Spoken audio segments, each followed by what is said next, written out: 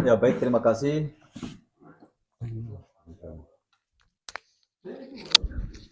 Terima kasih moderator. Saya kita coba sederhanakan saja sebenarnya persoalan ini.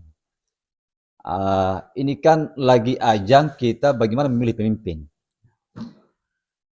Nah, seperti yang saya sempat sampaikan dari awal tadi bahwa pertama yang menjadi evaluasi kita itu adalah bagaimana kita mengetahui isi kepalanya para calon ini terkait dengan sejauh mana mereka memahami problem utama kita. Nah, bicara problem utama kan selama ini anggaran, Pak. Tidak lari dari anggaran. Karena itu tadi, kita bisa bikin ini, bisa bikin itu, kita bisa menghadirkan sebagaimana apa yang diharapkan oleh masyarakat, ya lagi-lagi anggaran. Sehingga bicara tentang kepemimpinan, ya bagaimana kemampuan seorang kandidat ini dalam mengelola anggaran. Itu.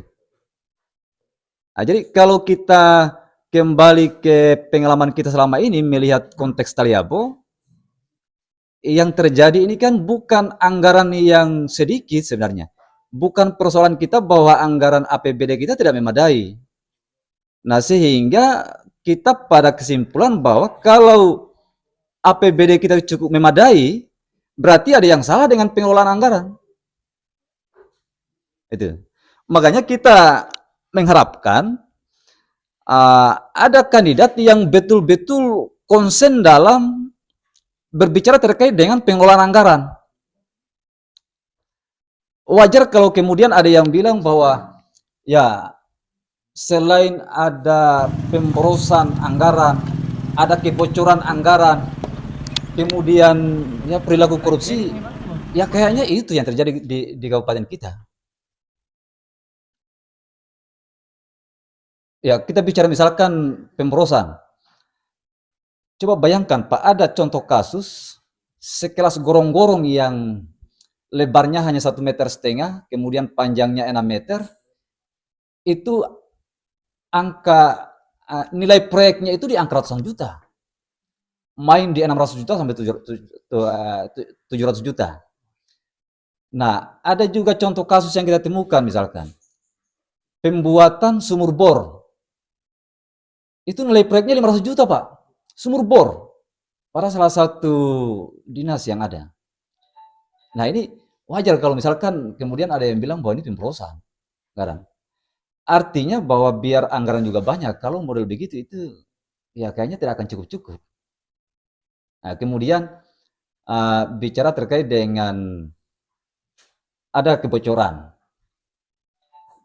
Ya memang biar kebocoran ini kayaknya sudah bukan barang, ini bukan rahasia umum lagi kita bicara kebocoran, Pak. Karena di ya bocor kayaknya ini barang ini. Karena tidak, kas daerah itu kosong terus. Selalu dikonfirmasi oleh pemerintah daerah ketika misalkan ada pihak-pihak yang bicara terkait dengan bagaimana mereka menuntut hak-haknya soal keuangan, selalu bahasanya itu kas daerah kosong. Atau misalkan ada program-program yang emergensi harus dilaksanakan oleh pemerintah daerah. Itu tidak bisa direalisasikan karena anggaran kosong, kas daerah kosong. Nah, pertanyaannya kemana kalau gitu anggaran kita? Bocor kan? Tidak ditempatkan sebagaimana mestinya.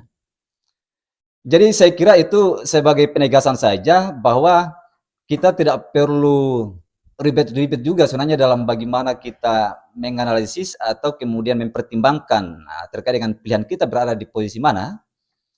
Ya kita sederhanakan di situ bahwa siapa kandidat yang bicara terkait dengan bagaimana menghentikan kebocoran anggaran, mengangkat atau tidak akan melakukan korupsi, saya kira itu yang ideal, Pak.